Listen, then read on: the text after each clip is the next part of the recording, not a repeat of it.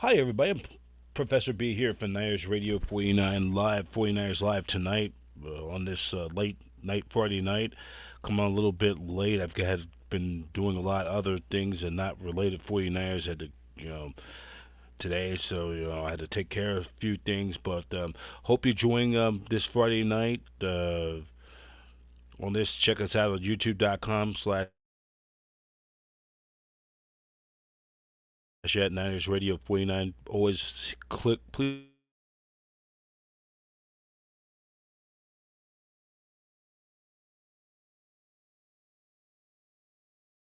Going to We're gonna tonight have a special segment. We're gonna do some night in honor of the bye week. We're gonna take a look back in time.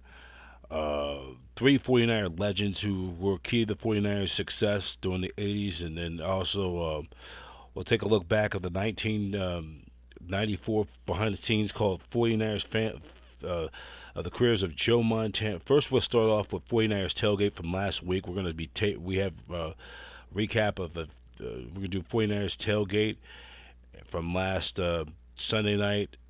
49ers tailgate over at Levis Stadium. Then after that, we'll do segments on the careers of Joe Montana, Ronnie Lott, and Roger Craig. And then we will wrap that all up with from segments of the 49er family. This is in honor of the 1994 49ers celebrating their Super Bowl season in at the Broadmoor in, I believe, in Colorado Springs, and they end up getting their Super Bowl rings. We'll go behind that, and then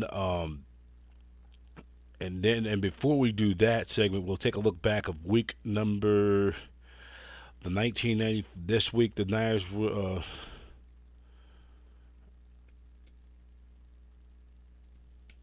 we'll take a look back of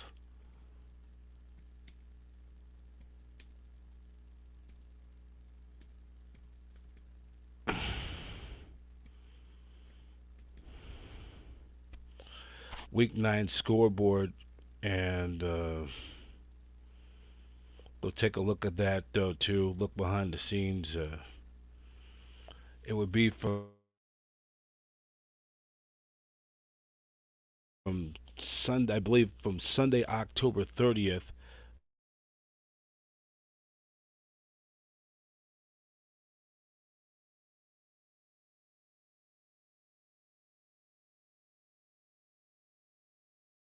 Friend's brother's house over in the city. Help with the trick or treating, checking out with the family, see how they're doing. So we'll look at the Week 9 scoreboard. The Niners, by the way, on Week 9 from Sunday, October 30th through the 31st of 1984, 30 years ago, the Niners were enjoying their bye, so they had a bye week. But we'll look at Week 9 of the 1984 NFL scores as well. So we're going to start it off with 49ers tailgate from last week. We are going to start off with 49er tailgate. I'm just trying to get this thing set up going. It's just being frozen, so well, I hate when it freezes on me. Ugh, it's annoying.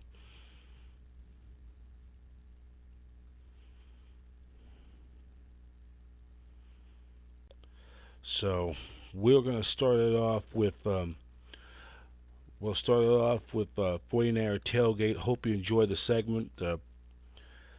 This is gonna be a good one. So just check us out. We're gonna start it off right in just a few moments.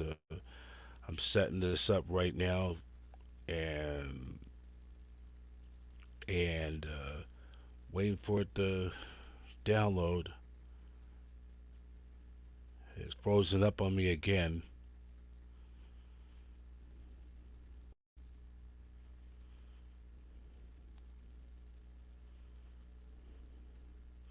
Here we go. Let's just take a little bit, a few moments. So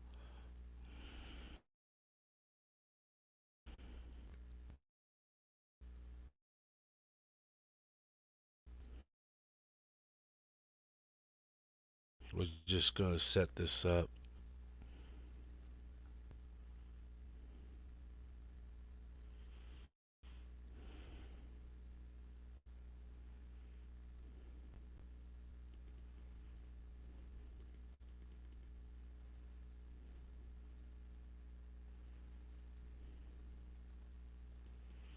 Just give you just a second.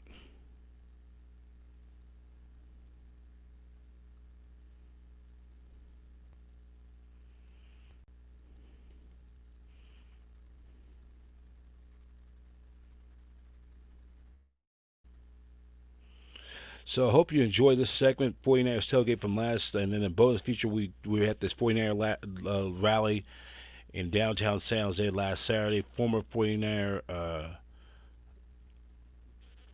Delaney Walker was there, Jose Santana, and I hope you enjoyed these segments. So enjoy 49ers tailgate.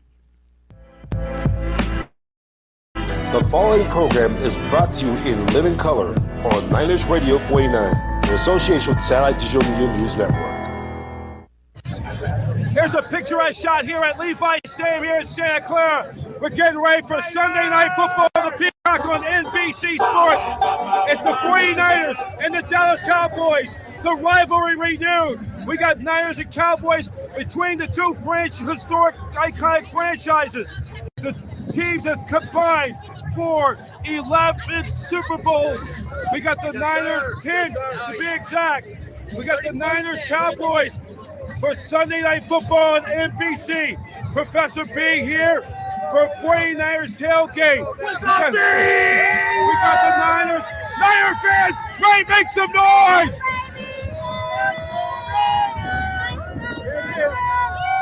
49ers tailgate begins right now. It's all for the 49ers fan base. And I got one question again. Where my Niners at?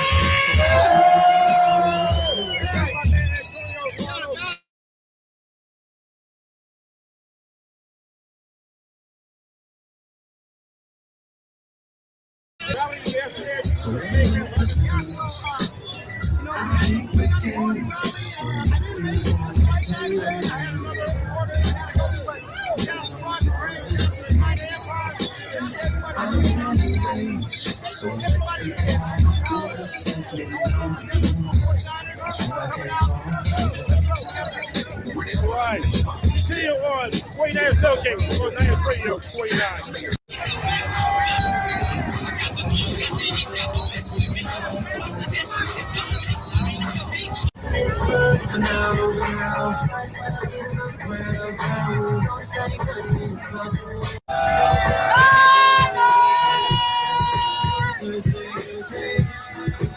Girls get dizzy. Niggas on the block won't makes my toe. One thing about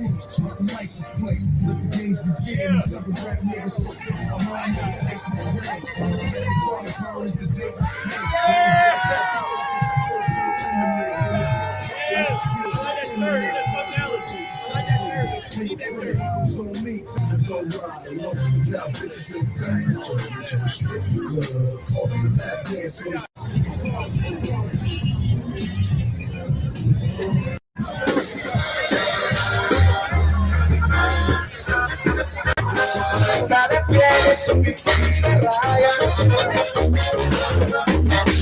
Ella se marchó, solo me quedó recordando su y toda la pena de su amor. ¿Qué voy a hacer? ¿Qué voy a hacer? ¿Qué voy a hacer si la María se fue? ¿Qué voy a hacer? ¿Qué voy a hacer? ¿Qué voy a hacer si la María se fue?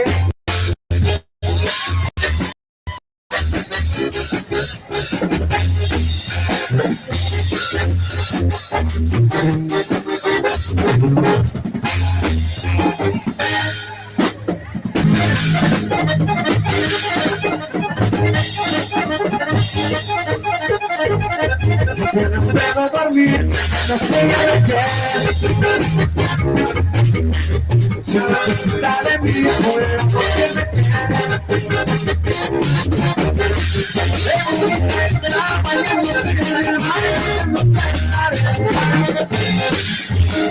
toda la pena de vivir sin amor.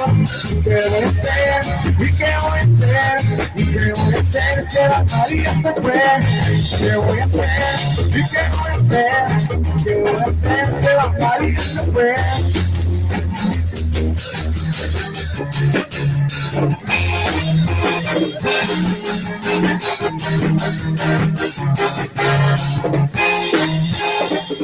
María se fue, buscando el sol en la playa. Se molesta de tenis, su bikini de raya. Se marchó, solo me dejó de su presencia. ¿Qué voy a hacer? ¿Y qué voy a hacer? ¿Qué voy a hacer? Se va María se fue.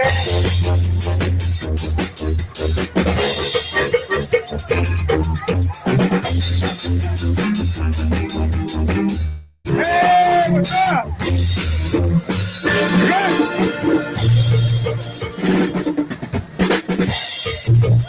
As we continue on Niners Radio 49, 49ers Tailgate as the Niners faithful and all the Dallas Cowboys. Live and direct, you know what I'm saying, man. Bang, bang, we out here. All right, we're going to get to see Got a game. Bang, bang, we out here, man. Let's go. Young 50, let's go. That's the Niner fans, Cowboy fans right behind me as they're entering into Levis Stadium, to Mecca. The home field advantage of the National Football League. Get ready for Sunday Night Football. The Niners taking on the Cowboys, and we got some Niner fans right here. Let's go, baby! Let's go! All right, so we're getting ready for Niners and Cowboys. We continue on 49ers Tailgate, Niners Radio 49.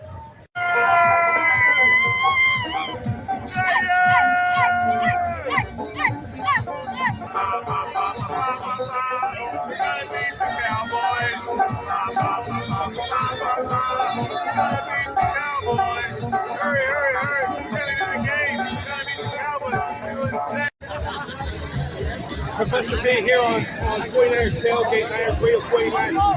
Well, getting ready to wrap up another show. Set the final word, Joe. 49ers right now, take 28-10, 49ers. Let's go. And also coming up next, we're going to have a special feature highlights from the rally over Texas Day. We have my juice clean right now. We're doing the taping. Hold on, we got breaking news. We got everybody from the blue line coming out now. Well, we got this. Well, it was Delaney Walker and who else? We had Delaney Walker and Alfredo Gutierrez in the house, and that was a good party, man. Shout out to everybody that came out. All right, we're going to show you that clip, this second special segment. We'll be back out here 3 weeks from. So check this out right now. We're going to close this down. For our next show. Ruben, For now, this is a special. we love feature you. on Niners DJ Radio Mike D. 49. Come here, Rudy. Love you, bro. Special. From here, Cannot do here this at without Levi my brothers from 408 Swag. Shout out to Another edition 408 of Swag. 49ers Tailgate. Shout out to Cowboy Whiskey, the official whiskey of the San Francisco 49ers. And my brother TJ Mike D, always killing it. Killing it, bro. Love you, TJ. Introduction for Delaney Walker. Everybody make some noise.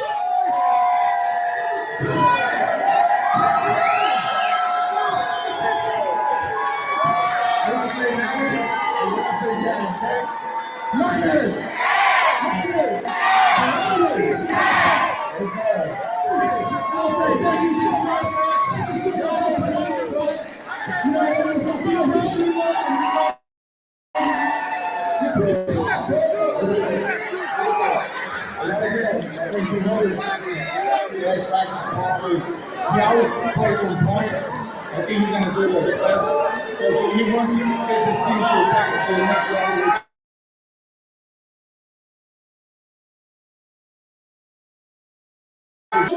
Do you have any specific plot? That's you. Let's go. George Kittle, everybody. So, with the season being, it's been a roller coaster right now. What do you think the outlook is? Right now, we need to get back in the easy, get back on track. Because I know in the past season is a different story. I've been there 3 years. And we reached the NFC Championship in those 3 years. So we're not gonna make it harder to the whole season. Let's go. And we played in this game. It's a long season. What do you got to say in closing words for the fans? Keep out there, keep being faithful, and go Niners!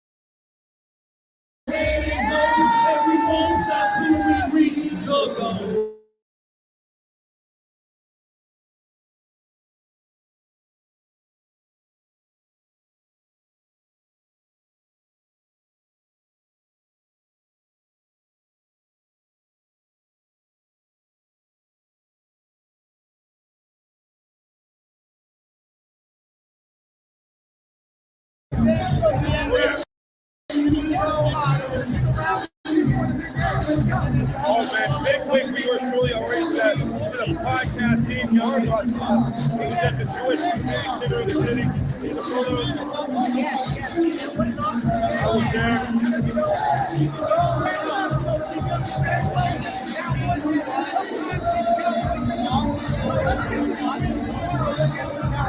all right, and the podcast, I'm working on that. That's going to be up right with Michael Mike Silva. He used to do a segment for Sports Illustrated with the highlight video with the 49ers in the midnight.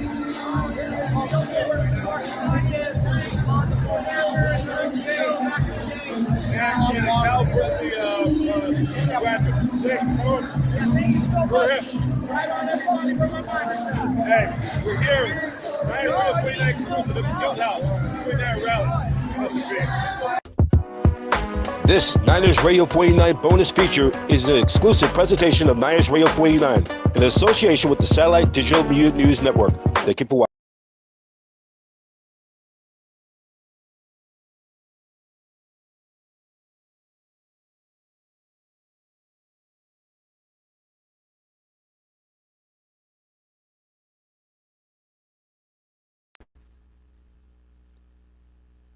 All right, that was another edition of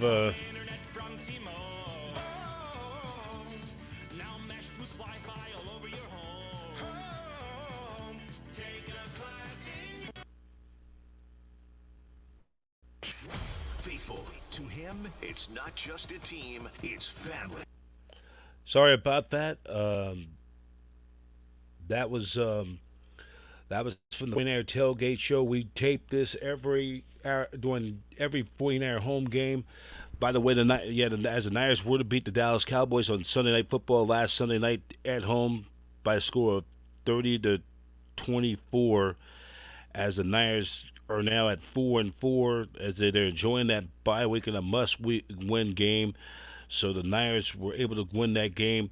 So glad you guys were able to do something for the first time on 49ers Live, a replay of 49ers Tailgate. In case if you missed it, you can always check it out, the replay of this on youtube.com/Niners Radio 49. And we're trying to get 1,000 subscribers to subscribe to this content. This is 49er faithful to the Bay. So glad you guys enjoying this. Enjoying that segment. 49ers football, Niners Radio 49.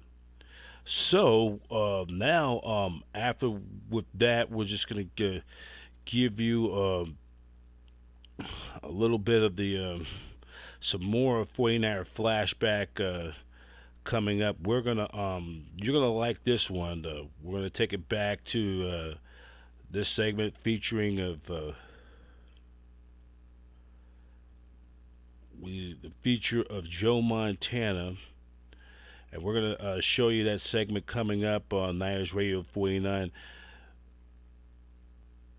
It's going to be Joe Montana segment, and hope you enjoy this segment on Niners Radio 49 featuring Joe Montana. This is from 1994. or I think from 1990. I take that back. 1990, Joe Montana, and this is courtesy of NFL Films. No copyright intended. This is for educational purposes only, and we wanted to educate the young, from the Niner faithful from the 80s and 90s generation, grew up during the dynasty and the Super Bowls, and this is something we really want to enjoy. So enjoy this segment, Joe Montana, Niners Radio 49 segment. Enjoy it.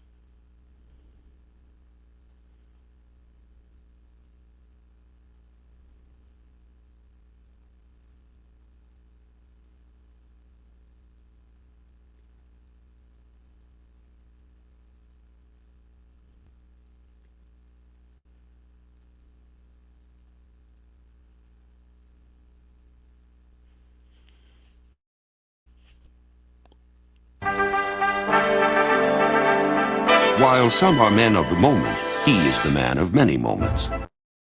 But Joe Montana is also a reluctant hero, a player who has been thrown every bouquet, yet is a shrinking violet, a quarterback who commands his stage, but also tries to blend in with the scenery. He's such a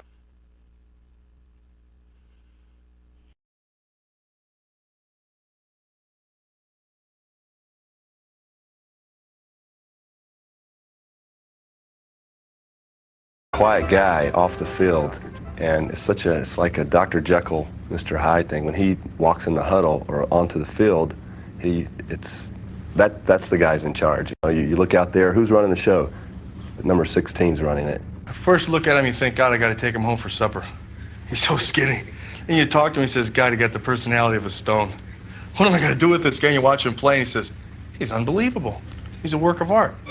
Even as a rookie, he more resembled the timid Dutch boy on a paint can than the rugged heroes on a Wheaties box.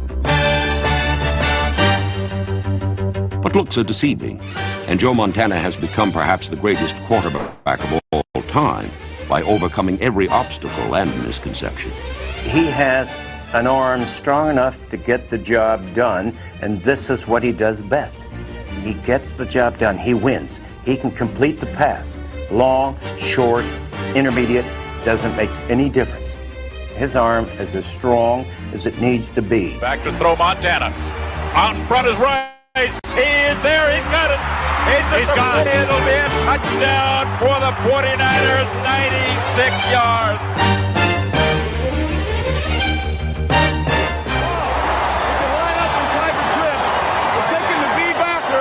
He's seen so many things. He's been in the league so long, and he's so smart, and he's seen every conceivable defense known to man, and he is able to adjust and pick defenses apart. There were times last year that I thought, hey, this isn't going on. I've never seen anything like that. He was hitting his fourth receiver.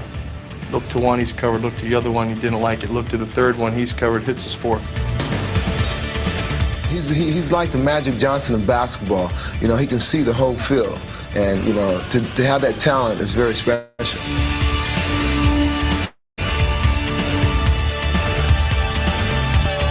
I think it's a combination of running the offense for a period of time and knowing where your other receivers are, and also being able to read the drops of people as you go back and, okay, this guy is taking the play away, I want to go here. This guy's taking this play away, I want to go here. Neither of them are, okay, I'm going to my primary.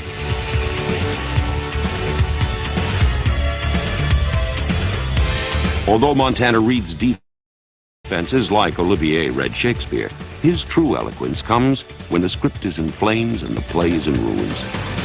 Montana going to throw, rolls out, in trouble, slips, falls, lobs it to Craig, touchdown 49ers.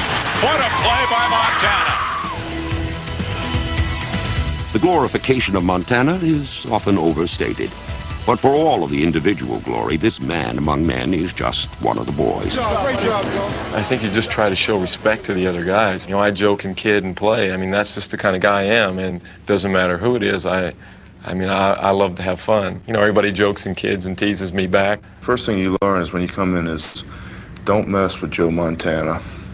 Don't get near him. Don't play practical jokes on him. Don't do anything, because for most cases he's worth a trip to the playoffs, and in most cases he's worth a trip to the Super Bowl. Away, Joe! Go, Joe, lead, baby, let's go! True heroes must know hell before they know heaven. Montana's frail body often withstood brutal beatings, but early in 1986 he underwent career-threatening back surgery. His return that season was the most unbelievable of all Montana comebacks. Montana has the ball. Back to pass going deep. He's throwing to the goal line to Rice. He leaps. He catches it. Touchdown, 49ers! Joe Montana, you think he's got a sore back? Well, it certainly doesn't hurt his throwing. Joe finds a way to come out on top. Every time that he has to deal with adversity, he slaps it off like John Wayne. In 1988, Montana endured the ultimate indignity when critics implied he was washed up and urged 49er management to replace him with dashing Steve Young, number 8. Montana squashed the quarterback controversy in a heroic war of redemption that saw him become the highest-rated quarterback in pro football history. Back to pass. Comes out of the pocket. Gets away from the tackle. He's running it. He's past the 5. He's down the 1. He's into the end zone. Touchdown for the 49ers. We would all want to be able to be on the mountaintop, but able to bring our friends with us. Well, he's on the mountaintop, and he's like the Pied Piper. He wants to bring everybody along with him. That is not going to happen to this ball club. I ain't bullshit. We've opened the door. We're going to go through it next week, and we're going to kick ass and take no prisoners the week after. That's right.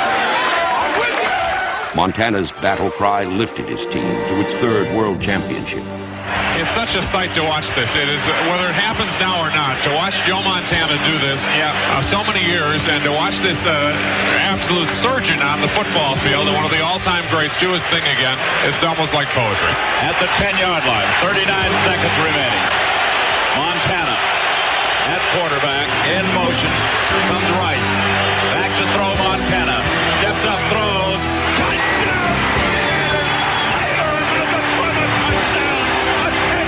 A dramatic comeback victory in Super Bowl 23 was followed by 5 touchdown passes in Super Bowl 24. Montana generaled the 49ers to their 4th world title in the 80s and won a record 3rd most valuable player trophy. To me, though, the one thing that stands out is he's, and I've said this number, he's a little boy. I mean, there's a certain youthfulness about him. I mean, it's like he's playing in the playground when you see him on the field. He's having fun playing. Joe Montana has made coaches geniuses, receivers millionaires, and teams dynasties. But he stands a hero because in this complex age of greed and glamour, he plays his sport for the simplest reason. It's not the money, it's the love of that game and that competition every Sunday or Monday when every down's different. I just love it.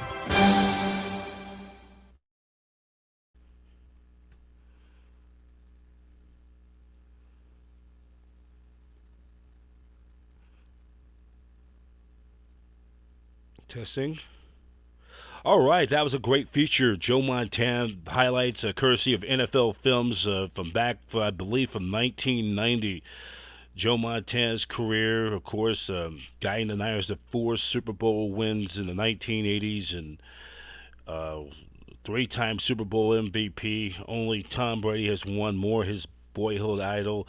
And that puts things in perspective. Yours truly hosts podcast of Niners Radio 49. One of my favorite 49er memories as a kid, as a 9-year-old back in the 4th grade. This was back in 1986 when I was at Oaks Children's Center.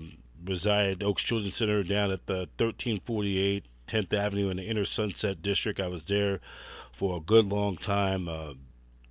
My favorite memories was back in 1986. We wrote Get Well cards for Joe Montana, Joe Montana writing get well cards when he had his back surgery. It was a career-ending. Most likely, it was supposed to keep him out for the entire 1986 season. In fact, his status was a lot of uncertainty with him coming back from that serious surgery, but he did. Came back after 2 months, got them back at mid-season, got them back into the playoff picture in the NFC. Niners would go on to win the NFC West. Unfortunately, they lose to the New York Giants in the divisional playoff. The eventual soon-to-be Super Bowl champion New York Giants. Joe Montana gets knocked out of that game with a concussion. Then Bill Walsh, they in that offseason, they brought in Steve Young for insurance policy. And then, of course, the Niners in the strike-shortened 87 season went 13-2, won the NFC West. And then once again, unfortunately, for the third straight year, they lose to the Minnesota Vikings in the divisional playoff. And maybe perhaps Joe Montana's worst performance in postseason play. He played so poorly. Bill Walsh yanked him for Steve Young. Steve Young got them towards respectability, but that started the whole quarterback controversy. And once again, the quarterback situation with Montana in San Francisco for the two-time Super Bowl MVP up to this point was a lot of uncertainty. And, a lot of uncertainty with Bill Walsh. And, he got stripped of his team presidency after the 87 season, and the Niners kind of rallied after they were 6-5 through their first 11 games, go on to win the NFC West, and then they end up getting revenge on the Vikings in the divisional playoff at Candlestick Park on New Year's Day 1989, 34-9, and then they went to Chicago the week later. They beat the Bears 28-3 to get to the Super Bowl where they won the Thriller over the Bengals 20-16, and then after that, the Niners win their third Super Bowl title of the 80s. Jerry Rice had over 200 yards of receptions and set the Super Bowl record, MVP of the Super Bowl. The Niners won their third Super Bowl of the decade, the 80s, cemented themselves as a dynasty and the team of the decade. Bill Walsh retires, and then George Seifert comes in. Then they pick up where they left off from the Super Bowl 23. They go on, have the league's best record, 14-2, and then they beat the Broncos to win their second straight Super Bowl. So that was some great memories with Bill of the great Bill for Joe Montana. So as we continue on Niners Radio 49, our next segment we're gonna do is another segment coming up, and that's another segment coming up. We're getting ready to cue it up. It is the Ronnie Lott, who was the second of 5 players to be on all 4 Super Bowls of the 1980s, and we're going to share you that segment coming up in just a moment. So you're going to like this, You're going to like this segment. This is from NFL Films from 1990. So this is now a segment of from NFL Films 1990, Ronnie Lott. Ronnie Lott. Hope you enjoy.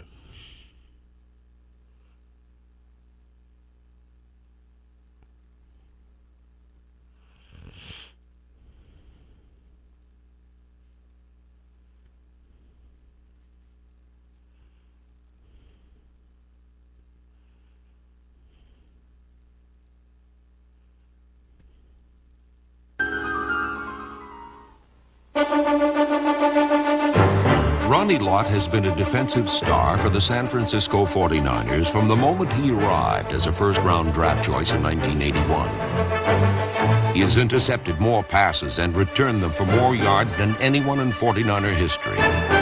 He's been selected for the Pro Bowl 7 times, 4 times at cornerback and 3 at safety. He is a gifted player. but not quite gifted enough to become one of the all-time greats on talent alone. That he has become one is a tribute to his tenacity and perseverance. This is a guy who utterly refuses to lose. He does not understand the concept of giving up. He does not understand the concept of defeat. And even when we have lost games, when you go back and look at Ronnie Lott's play, he won. He was not dominated, he was not defeated, he was not fooled, he was not tricked. I think if one word really describes Ronnie Lott, it would be supreme determination. Ronnie Lott is a man of courage as well as determination. And through the exercise of both, he has made himself an example to the rest of the team. He's been one heck of a teacher, you know, aside from being one great football player. And we kid him and call him the Big Cheese. He really walks his talk. He's one of those kind of guys. And he's a guy you want to go to war with because he's not only going to be out there right beside you, most of the time he's going to be in front of you. So the cheese says it all about him.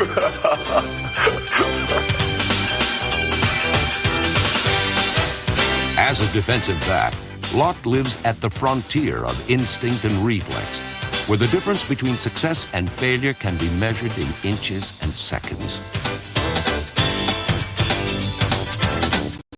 It is Lott's high level of concentration that carries him above the level of his ability. I think my greatest asset as a football player is understanding the game, understanding what's happening in every situation of the game.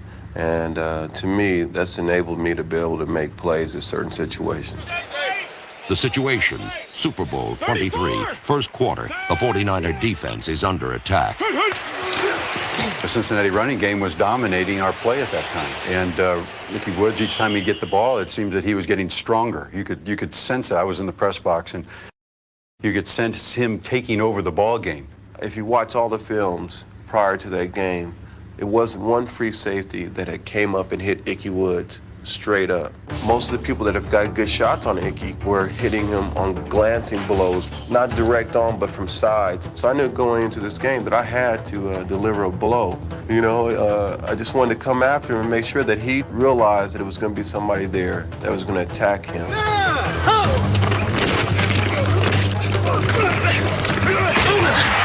It was like, you know, Ronnie Lott to the rescue. I mean, how many times has the man done this in his career?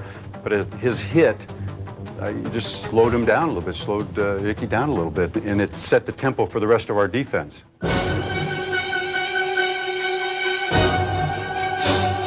For 10 years, Ronnie Lott has set the tempo for San Francisco. He hit so hard and with such fury that some wide receivers cringe at the thought of running routes into his territory. Said one receiver, "He hit me so hard he knocked the taste out of my mouth."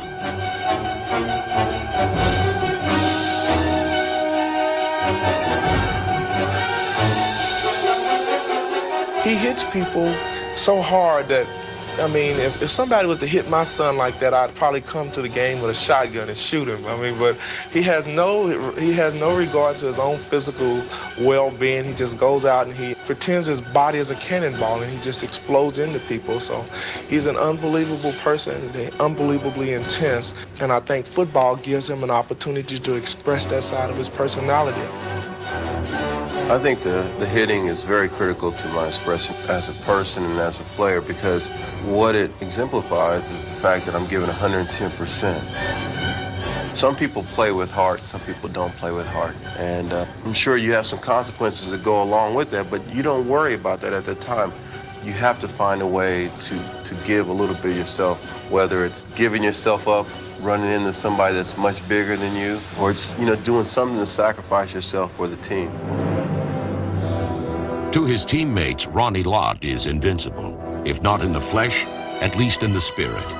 He is truly a unique competitor, one who looks beyond winning and losing to measure himself by only one standard. I think the way you measure it is respect. I've always said this and I've always believed in this, that when you walk off that football field, does your opponent respect you? That's the bottom line. And when you play football, the key is not actually winning, it's playing up to your standard. And that standard, it demands respect from your opponents, from your teammates. And I really believe that if you go out there and you can get some respect from your mom, your dad, your friends, the city of San Francisco, and your teammates, 10 years from now, the most important thing that you'll remember is that when you see some of these people that are in your life, they will respect you for what you did on the football field. Bottom line.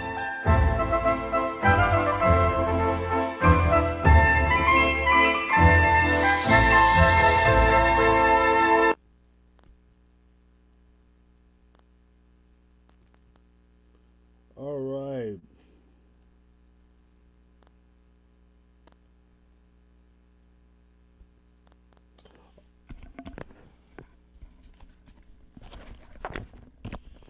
All right, that was Ronnie Lott, a perennial Pro Bowler, another of the Niners of that defense, was drafted from University of Southern California, USC, from 1981, consensus All-Pro, part of the Niners dynasty of the 1980s.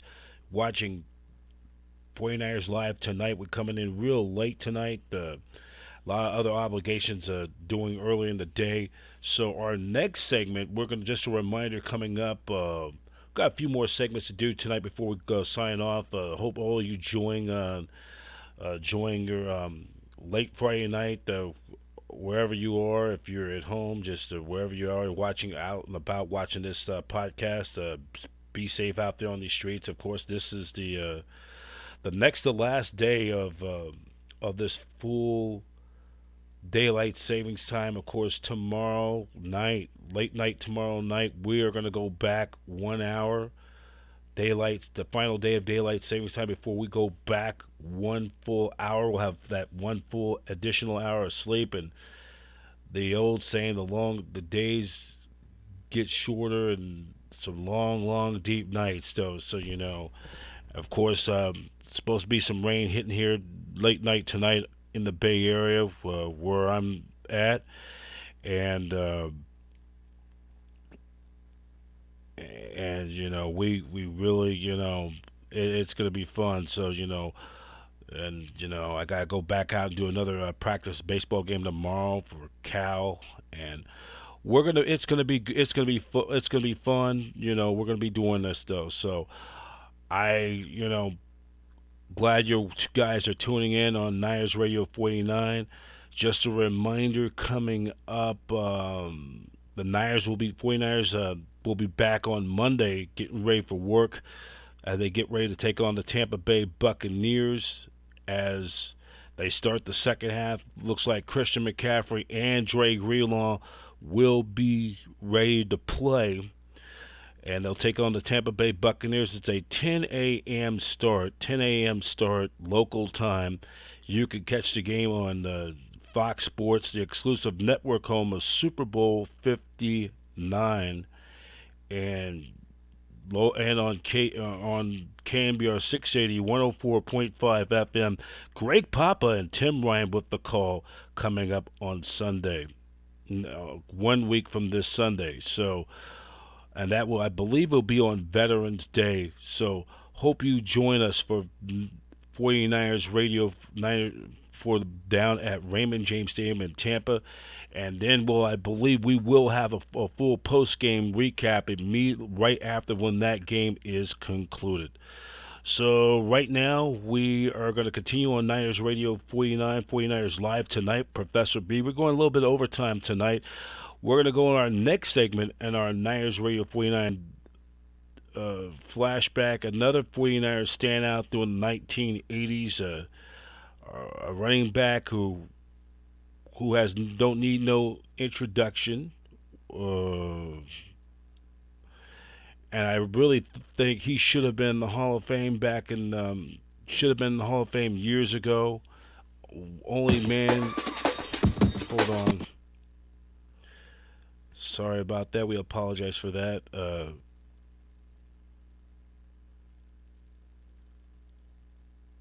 So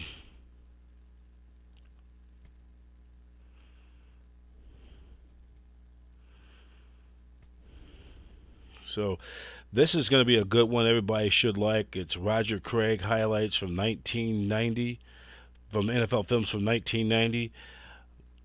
Looking back at his time, no doubt Roger Craig should be in the Hall of Fame. You know, my man Antonio Arvalo saw him recently over at this event over in Fremont last Saturday night. We're going to talk about it more in a minute. Enjoy this next clip.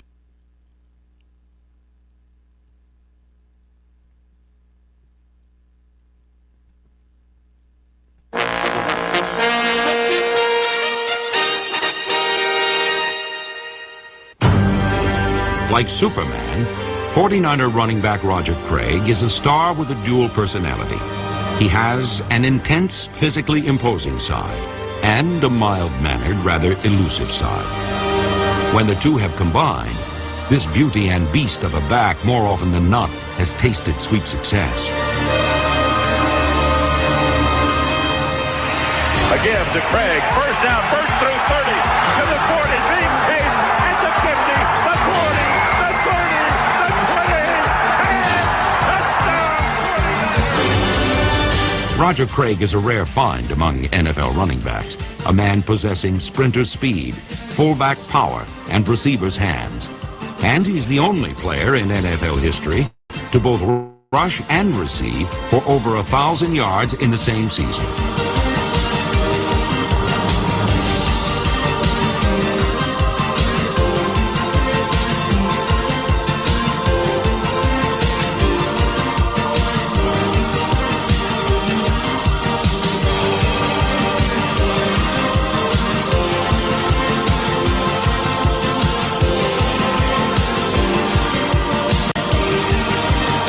Many in the NFL might call Craig the most versatile player in the game, but in San Francisco, they call this three-time Super Bowl champion by something else. They call me catfish because I kind of swim through the holes, you know, and my eyes are really big when I run through the holes, you know, as far as when the defenders are coming to tackle me. My eyes just expand for some reason. I guess the intensity of just, you know, running hard, or maybe I'm afraid to get hit. I don't know what it is. I haven't figured it out yet, but when I look at Monday's paper after a game, I always see my eyes are like I saw a ghost out there or something. He might appear as a ghost to his opponents with his now you see me, now you don't nature. But the catfish with the oversized eyes has made it crystal clear he is no apparition, and he has shown he needs little room to swim through a hole.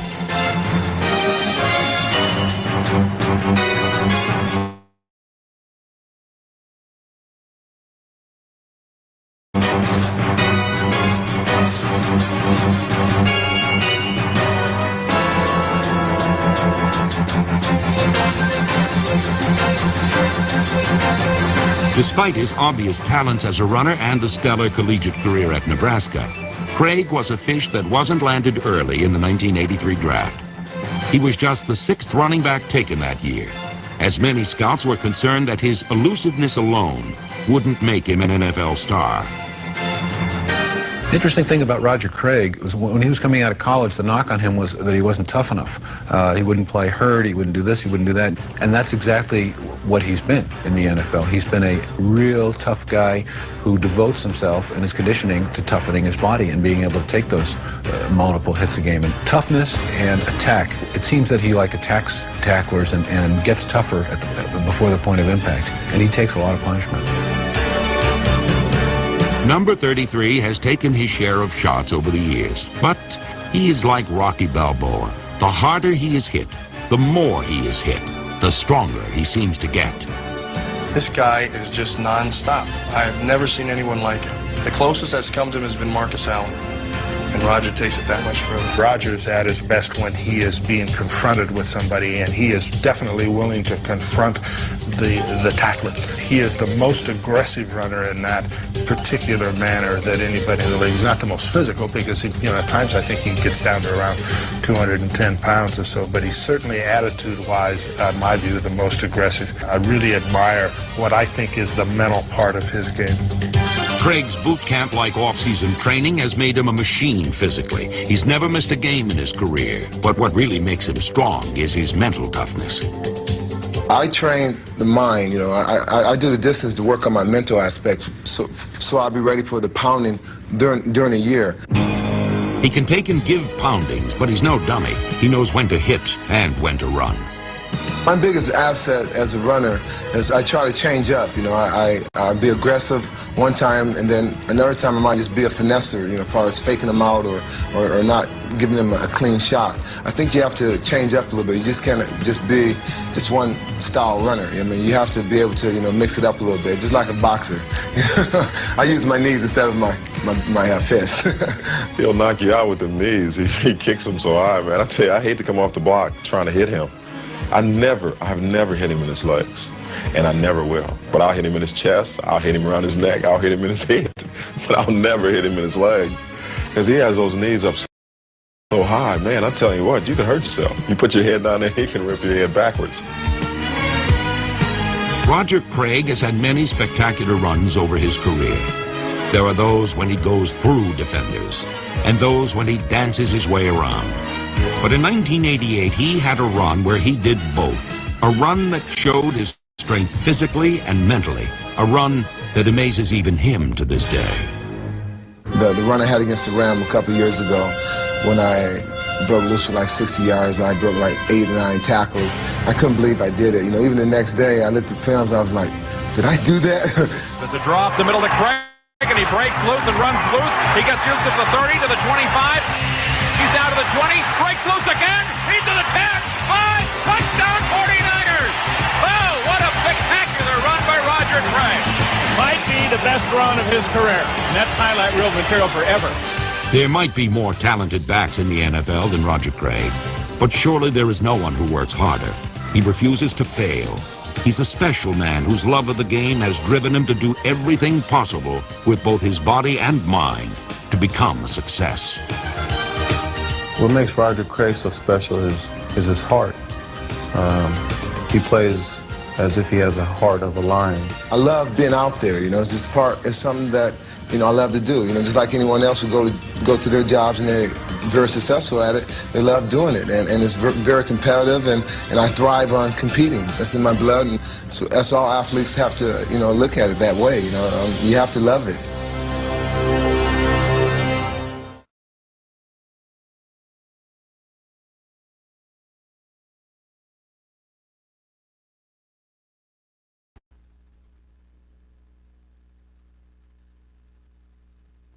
It's time to turn around San Francisco. Prop M cuts taxes for 2,700 neighborhood.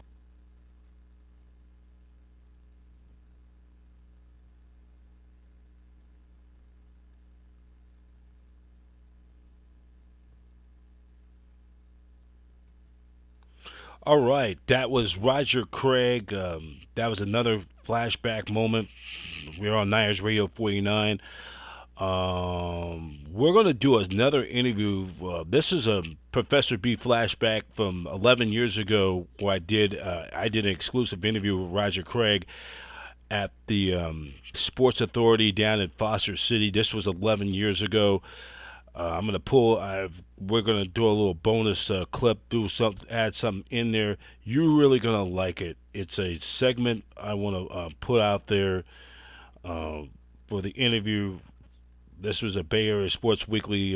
We were known as Bay Area Sports Weekly.com before we merged with Arena Sports Net with Brian Snow. Then we changed it to Satellite Digital Media. This was from 2013. This was more than a decade ago. This was 11 years ago to be exact. You will like this interview. This was from the Sports Authority back in 2013. I did a few-minute interview. You're going to really enjoy it. This is an interview I did with Roger Craig from 2013. I'm going to pull this up. Or no, I'm trying to expand it. My bad. You're going to enjoy this. You're going to enjoy this interview coming up right now. Professor B. We'll watch 49ers live on Niners Radio 49.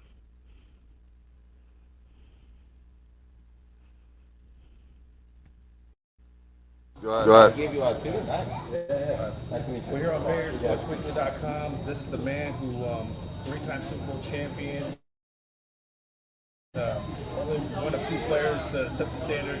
2,000 all-purpose yards combined, 1,000 yards of receiving and rushing, and he's the original man that introduced us, known as the Hill. Roger Craig, how you been? I'm doing great, man. Hey, and still running that hill too, baby. How's it feel for all these years? I feel great because you know what? I never stopped training. I continue working out. Walter Payton told me to never lose your endurance. So I live by that motto every day, and I'm able to run like 24 marathons, and I host a half marathon in San Jose. It's called the Rock and Roll, and this year we have 18,000 people. October 6th, so come out and check it out, man. It's pretty awesome.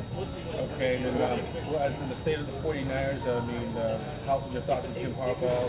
I love Jim Harbaugh. If I was a player today playing, I would play for Jim Harbaugh. He's my kind of coach. And I think the guys just haven't hit a real roll bump last week, but they'll bounce back. The process. They will bounce back, and it's just one game. And I talked to Frank Gore, he's pumped up. He's ready to run the ball tomorrow. He's ready.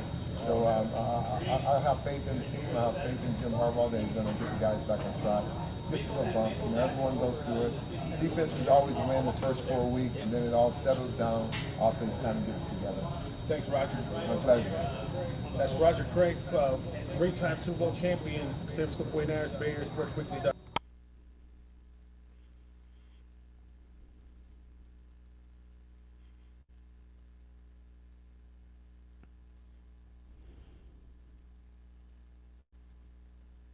All right, that was a great interview. That was 11 years ago from 2013, the Roger Craig interview. I mean, a lot of people say, yes, he's definitely in my books as an NFL Hall of Famer.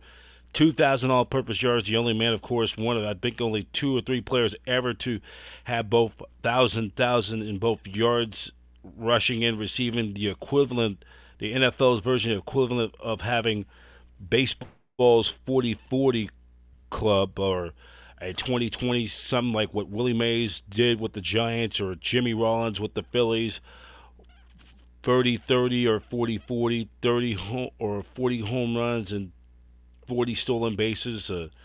That is the ultimate high standard mark. Something what Jose Canseco and Barry Bonds did. Bobby Bonds nearly came close to become the first 40-40 player ever to do it back in 1973, when he was the late Bobby Bonds, the son of Barry Bonds, almost accomplished that defeat back in 73. Then Canseco did it in 88. Barry did it in 1996. And Alex Rodriguez did it for I believe for the Mariners. So this kind of puts things in a little perspective. So we continue on 49ers Live tonight. We're a little bit past midnight Pacific Standard Time. I know a lot of you have gone on to bed. Any of you watching the East Coast, you guys are long asleep. We continue on Niners Radio 49. We are now going to take a look back. These are a couple segments from the moment we've all taking a look back of the 1990. The 49ers 1994 season. They were celebrating their Super Bowl the moment season. We've all waited for. The official presentation. Hold on, Joe. Hold on, Starkey. We're going to get you just a moment with just a little bit of technical difficulty. So we're going to we're going to pull. This is from NFL.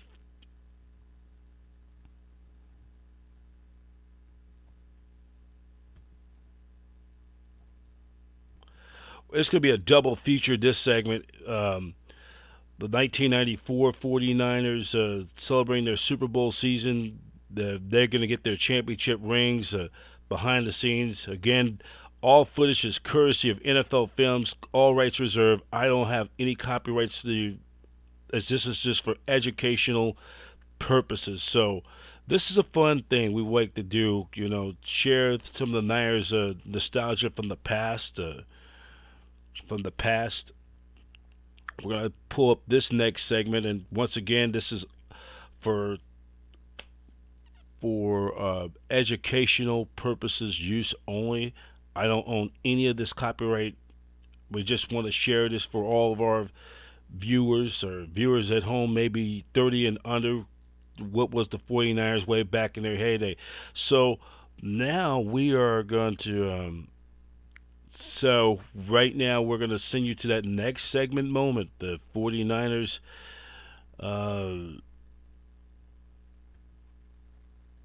The 49ers from their Super Bowl season 1994. They end up celebrating this during the off season. They end up celebrating their celebration during the off season somewhere in Colorado. So Colorado Springs, Colorado. So without further ado, we're going to show you that segment right now.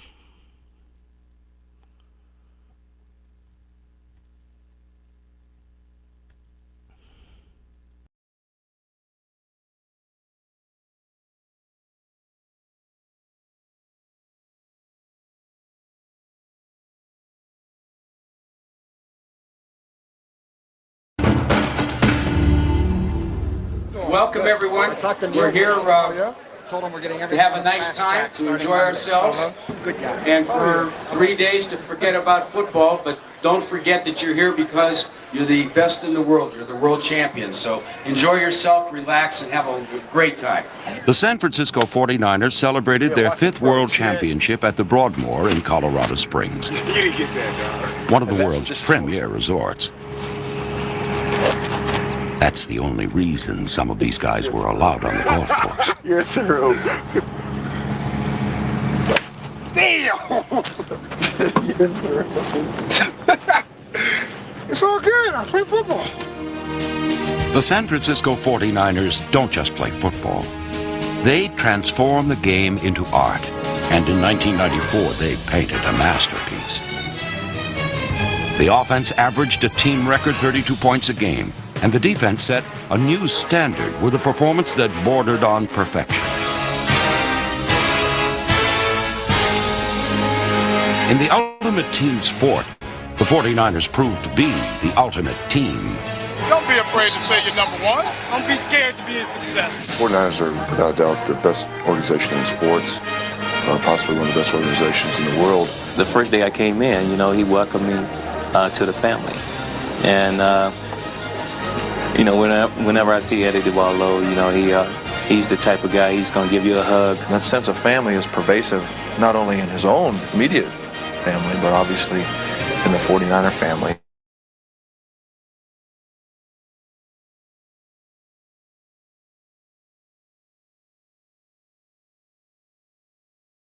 Eddie D, for his players, he'd do anything. He treats you like family and gets you a ring. 12 years of pro football, waiting for this opportunity to wear a ring that says World Champions. Thank you, Mr. D. It's been Super Bowl or bust every year that I've been here. They wouldn't want it any other way. The way that we're treated, the way that we're allowed to express ourselves as players on this team and part of this family is second to no organization. Aikman straight back to throw, goes for the end zone. At the goal line, the ball is tipped up and intercepted. Picked up in the air by Hank. The 49ers twice beat the two-time defending world champion Cowboys. They have become the NFL's most enduring dynasty, winning at least 10 games for 12 straight seasons. Young thinking of a quarterback sneak again, breaks to the outside, dives into the goal line, touchdown 49ers! Did we do it? Did we do it? We did it, did we? We did it, did we, Mom? Only one thing really counts, and that's what's going to happen now. And this is the moment we've all waited for.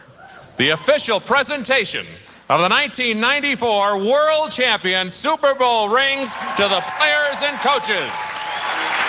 Fullback, William Floyd, bar none.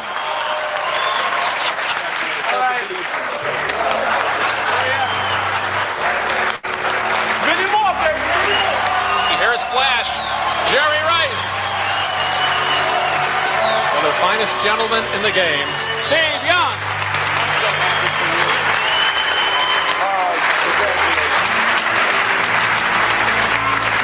As I look back on my time with the 49ers, The first time I ever met Eddie DeBartolo, he said, "Welcome to the 49er family." And I was coming from the Tampa Bay dysfunctional family. And I love the sense of family. It is really why this championship to me is so personal. I shared it with my own immediate family, and I share it with Jerry, with the other guys on my team, and with each one of you, the personal side of this championship. And so, Mr. D, Eddie, we are so grateful for everything. How can you create in your own mind, in our minds, how to say that? And so Jerry and I would like to present you with your 5th World Championship ring with great pride.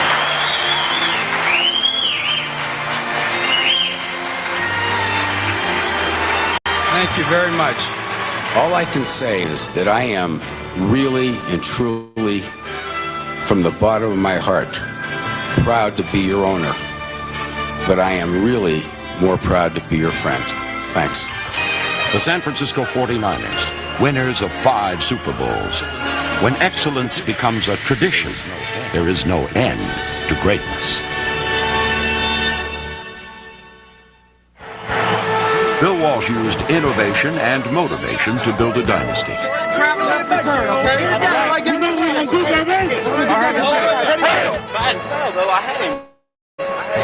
Well, he doesn't have the time here. Now we got to get this thing back. We got to control it. In winning 3 world championships, Walsh nurtured the skills of his players, and he also cultivated the abilities of his assistant coaches. 6 of them are now NFL head coaches, meaning that Walsh's approach to pro football will continue to blossom for seasons to come. There's a Bill Walsh coaching tree, and the branches stretch into every division in the NFL. First play, like you're going to finish the last one. Knock their butts off. Let's go get them. So there's a lot of us out here, a lot of us loose on the streets. Watch out. It's something that we're all really excited about. You know, we met each other.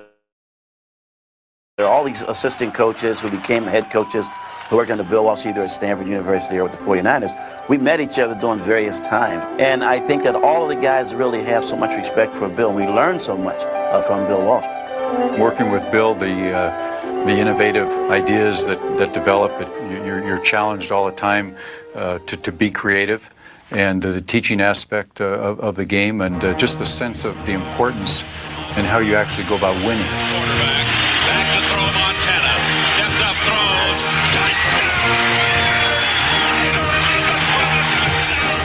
Walsh's final NFL victory came at the expense of a close friend who had learned much as a 49er assistant. Congratulations. I am happy for you like I've never been. Believe me. Congratulations. This is yours. You deserve it. Oh, man. That was a good game, huh? Bill is a guy who approached it like a professor would approach a classroom situation. And he tried to pick out coaches and stick with coaches that he thought would be good teachers themselves. Charlie, he's just going to sprint and try to control a strong safety. The key thing that I can say about Bill, which probably has given us all maybe the respect of owners throughout the league, is Bill allows coaches to coach. He allows people around him to grow. I was somewhat frustrated. In fact, extremely frustrated, not having an opportunity to even be interviewed for a head coaching job for many, many years. So I suppose I developed a sensitivity to the careers of other people once I established myself. So throughout my coaching career, I've been open and supportive and nurtured the men that work with me. While being fair, he was very demanding of his staff. I'd be working, and the quarterback would throw a completed ball to a receiver as an example, and the receiver would catch the ball, and I thought everything was fine. And he'd go, "Mike, I want the ball delivered a foot in front of the numbers, 1 foot." And I'd say, "Yes, coach, you know, he's my boss." But then I started thinking, and the quarterbacks were thinking, how in the world can you do that? And now that I can look back on it, and I wind up saying the same thing myself, is that you strive for perfection, knowing you probably can never get there. But if you don't strive for it, you'll never come close. We operated in a very open, communicative atmosphere, so a coach really had an opportunity to develop their skills through contact with everybody else on the staff. So it was an open forum. And I think that in itself nurtured the development of a lot of really fine men to become outstanding coaches. A lot of head coaches through the years have had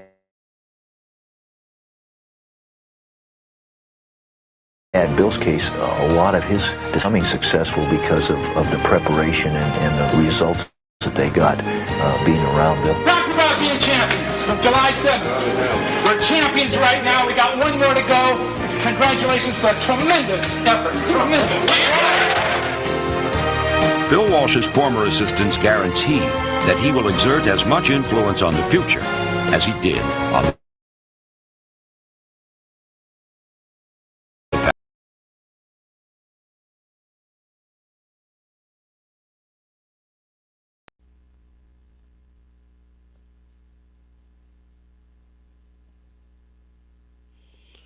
All right, that was great segment right there. Did a double feature, the recap of the 1994 49ers. That was their Super Bowl season. They ended up getting their rings at the spot called the Broadmoor, based in Colorado Springs. I think it's not that far from the Pueblo, Colorado, and that area is like at least 2 hours out of Denver. So that's where in the spring of 1995 they end up getting their Super Bowl rings, their fifth Super Bowl rings. And boy, it was 30 years ago, not that long ago. And that was, of course, yours truly when I was a senior in high school when the last time the Niners won that fifth Super Bowl. And that's some great times. And then the Bill Walsh, the dynasty, the Bill Walsh built, the 3 of the 4 Super Bowls they won was during the 1980s, or 3 of the 5 in franchise history. And it was great to go back in time in that timeline of then. But we now have to move forward and look at the present of this 2024 49ers. Can they make another run at the Super Bowl? Christian McCaffrey coming back. He'll be ready. Him and Dre Greenlaw will be ready to go. Coming off this bye week, as the Niners will take on the Tampa Bay Buccaneers 1 week from next Sunday, and it's a kickoff time will be at 10 a.m. Pacific. Catch the game on Fox, the exclusive network home of Super Bowl 59, coming up in February in the Big Easy in New Orleans. So we are going to take a look of our next segment. This is from 1994 in our Niners Radio 49 Flashback, as we continue to pay homage of the Super Bowl seasons from 1994, the 30-year anniversary of that Super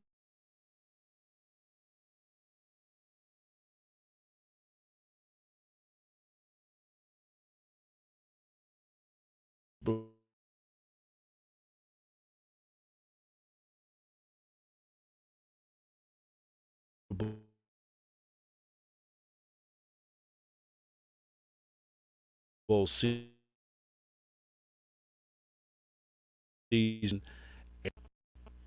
So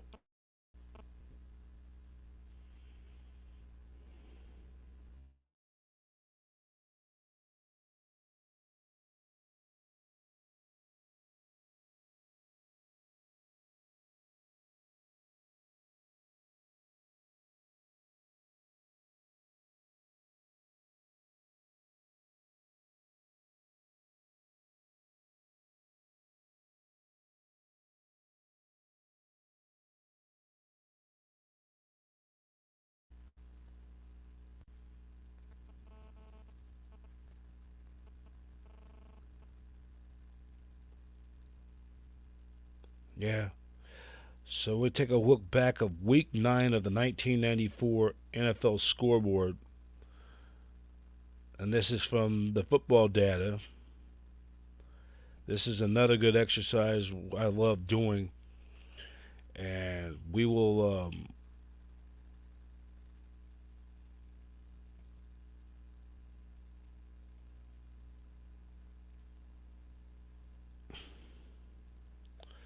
so we're going to show you that we will show you that scoreboard from week number 9 as we're at the midway point. As taking a look at the midway point. Niners, of course, in week 9, they were off that week. This is from the week ending October 30th and the 31st. So let's take a look of the scores from week number 9, October 30th, 1994, 30 years ago this week. So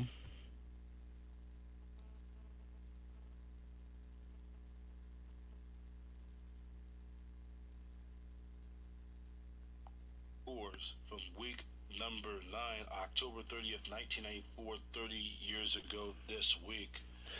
So look back at so on this date 30 years ago, from week 9 on the Sunday games, of course the Niners were off that week. They were coming off their convincing win over the Tampa Bay Buccaneers at Candlestick Park. So on October 30th of week 9, the 49ers were in their bye week. They had a week off. So anyway, we're going to take a look at the scores and some significance. So the Dallas Cowboys, the two-time defending Super Bowl champions, they end up beating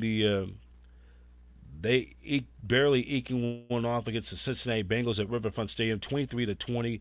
Troy Aikman threw for 272 yards, 2 touchdowns and an interception. Jeff Blake threw for 247 yards and 2 touchdowns in the losing effort for Cincinnati. Emmitt Smith, 25 carries, 92 yards. And then Alvin Harper, 6 catches for 125 yards and a touchdown.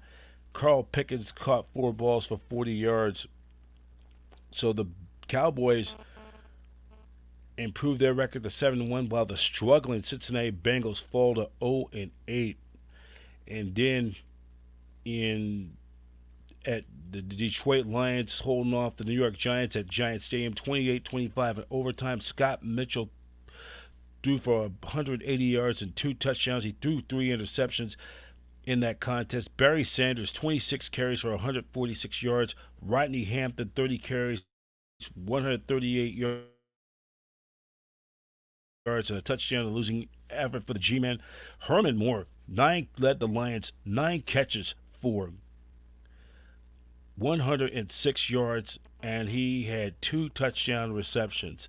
So the Giants fall to 3-5. The Lions improve to 4-4. The Philadelphia Eagles over the Washington Redskins in the nation's capital, 31-29, as the Eagles improve to 6-2. And the Redskins fall to 2-7. The 4-time defending AFC champion Buffalo Bills routed the Kansas City Chiefs 44-10 up at Rich Stadium in Orchard Park, New York, as Jim Kelly threw for 184 yards, 4 touchdown passes. Andre Reed, 5 catches for 106 yards and 2 touchdown scores. The Bills improved to 5-3, and the Chiefs dropped to 5-3. The Miami Dolphins over the New England Patriots in Foxborough, 23-3. Dan Marino threw for 198 yards, threw 2 interceptions and a touchdown. Bernie Parmy, or the Patriots quarterback Drew Bledsoe, threw 3 interceptions. Bernie Parmalee, 25 carries, 123 yards. And then the Dolphins held former Charger fullback Marion Butts to only just 23 yards rushing on 6 carries. And Keith Byers caught 8 balls for 77 yards and a touchdown. So with the win, the Dolphins improved to 6-2, and the Patriots fall to 3-5. So the Dolphins completed their season sweep over the Patriots. Then it was the Minnesota Vikings over the Tampa Bay Buccaneers, 36-13. Warren Moon threw for a touchdown. Craig Erickson, or I should say Terry Allen, 17 carries, 113 yards, a touchdown for the Vikings, as the Vikings improved to 6-2, and the Buccaneers fall to 2-6 as they routed them down at the old Sombrero at Tampa Stadium. Then it was the old rivalry renewed. The Cleveland Browns and the Denver Broncos. For Browns fans, bad memories. John Elway, the AFC Championship, the drive in '86, the fumble by Ernest Biner in '87. Broncos win 26-14 as John Elway threw for 349 yards and 2 touchdowns in the contest. Eric Metcalf, 8 catches for 62 yards. Shannon Sharp, 9 catches for 85 yards. Browns dropped to 6-2. The Broncos improved to 3-5. The LA Raiders over the reigning against the struggling Houston Oilers down at the LA Coliseum, 14-17, as Harvey Williams rushed for 128 yards on 29 carries and a touchdown, and Tim Brown 6 catches for 69 yards and a touchdown. The Raiders improved to 4-4. The Oilers dropped to 1-7. Then it was the Indianapolis Colts over the Jets, 28-25. Marshall Faulk rushed for 110 yards and 2 touchdowns for the Colts in their victory. Colts go to 4-5. Jets improve to 4-4. San Diego Chargers, the biggest surprise in pro football of 1994, continuing their winning way, 35-15 over the Seattle Seahawks down at Jack Murphy Stadium in San Diego, as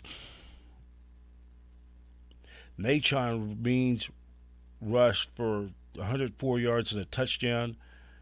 Chris Warren rushed for 92 yards and a touchdown in a losing effort for the Seahawks.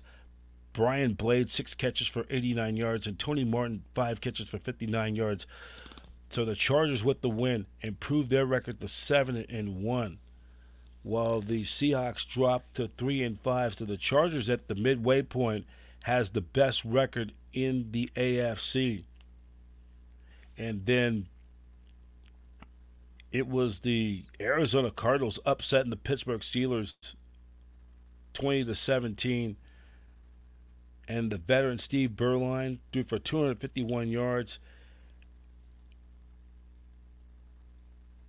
as the Cardinals improved to 3-5, while the Steelers dropped to 5-3. And then it was the Packers over the Bears on Monday Night Football on Halloween, 33-6, as Edgar Bennett, 26 carries, 105 yards, and 2 touchdowns was the difference in the contest. Packers improved to 4-4. The Bears dropped to 4-4. And then you look at the rest of the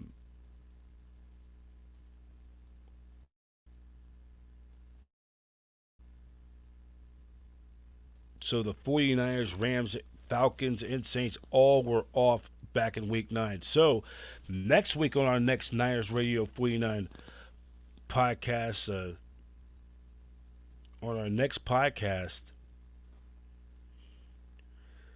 we will take a look back.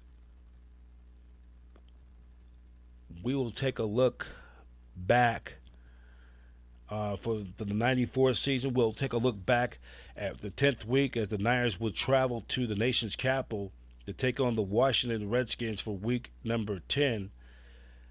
And then after that, we will that will be for week number 10. It'll be the 10th week of the season. We'll take you back to that 10th week of the season. And then next week, I believe on Tuesday or Wednesday,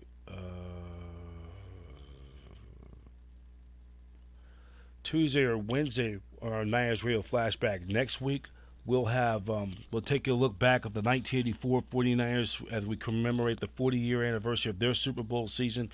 We'll take a look back at week number 10 when the Niners facing the Cincinnati Bengals at Candlestick Park. It was their first regular season match, first time they hooked up, first meeting between those two teams since Super Bowl 16 in the Pontiac Silverdome in Pontiac, Michigan, Niners and Bengals.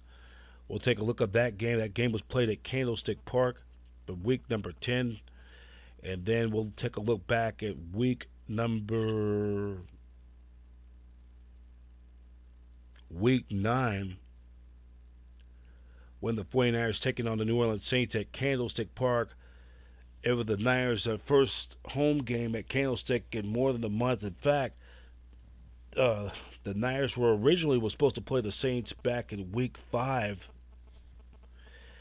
at Candlestick, but it was switched because the Giants were playing the Cubs in the National League Championship Series, and it was not available, so they switched that game to the Superdome. And now the Niners this was going to be the beginning of the first. It would be 4 straight home games. 6 of their final 8 games would be at home. So the Niners, and then next week we'll take a look back when we celebrate. That's when we celebrate the '89 Niners 35 years anniversary of them winning back-to-back Super Bowls. Then next week also we'll take a look back at the 10th week of the season. The 49ers taking on the struggling Washington Redskins. 2 franchises in total opposite directions. The Redskins, not the same team, but only just 3 years removed from winning the Super Bowl. And we'll talk about that as they talk about that game as well. And hope all you enjoyed tonight. And before we take off tonight, just a reminder, Week 9 NFL going on. We'll just give you we will give you give you what's going on. By the way, it was the Jets over Houston last night in a must-win game. They won last night on Thursday Night Football, and we're just gonna give you the breakdown of all the games for Sunday. The early games will be the Broncos at Denver at Baltimore on CBS, Miami at Buffalo, L.A. Chargers at the Bolts will be in Cleveland, New Orleans at Carolina, Chicago at Arizona, Jacksonville at Philadelphia. That's a late game for CBS. That game got bumped out of the originally scheduled for the NBC prime time, or they got pushed late. Then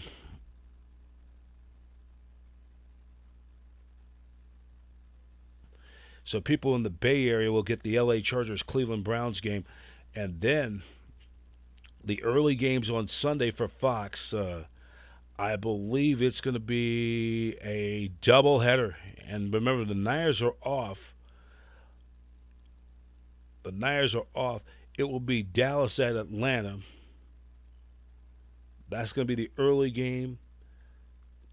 Redskins at the Giants. New England at Seattle. And the Raiders at Cincinnati. Those are the early games on Fox. The late games will be Detroit at Green Bay, and that's the Kevin Burkhardt and Tom Brady will be in Lambeau Field. The Niners will go. By the way, the Niners will go to Green Bay 3 weeks from this Sunday. 3 weeks time, right around the week leading up towards Thanksgiving. And then the LA Rams will take on the Seahawks, Kenny Albert and Jonathan Vilma. So those of you in the Bay Area on Sunday, you will get the Dallas Cowboy Atlanta game.